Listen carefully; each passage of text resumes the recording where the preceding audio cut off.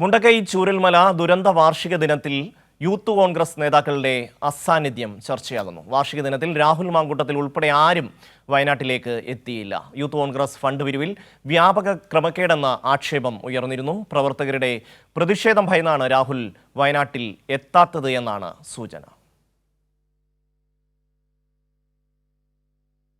മുണ്ടക്കൈ ചൂരൽമല ദുരന്ത വാർഷിക ദിനത്തിൽ പ്രിയപ്പെട്ടവരുടെ ഓർമ്മകൾ പുതുക്കുന്നതിനായി നിരവധി പേർ എത്തിയിരുന്നു.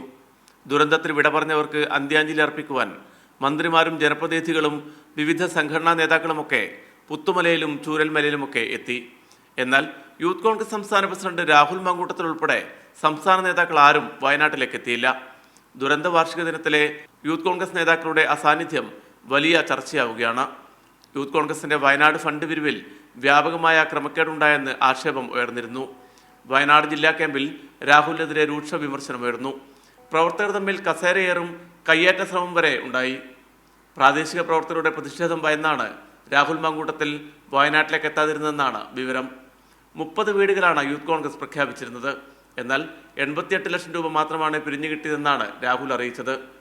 ഈ കണക്ക് ശരിയല്ലെന്നും കൂടുതൽ തുക ലഭിച്ചിട്ടുണ്ടെന്നുമാണ് മറ്റ് ഭാരവാഹികൾ പറയുന്നത്. ക്രമക്കേട് ചൂണ്ടിക്കാട്ടിയ ഭാരവാഹികൾക്കെതിരെ നടപടിയെടുത്തതും വിവാദമായിരുന്നു. അതേസമയം 30 വീടുകൾ പ്രഖ്യാപിച്ച ഡിവൈഎഫ്ഐ 100 വീടുകളാണ് നിർമ്മിച്ചു നൽകുന്നത്. ഇതിനായി വിവിധ ചലഞ്ചുകൾ വഴി 20 കോടി രൂപയാണ് സമാഹരിച്ചത്. പി വി കുട്ടൻ, കോഴിക്കോട്.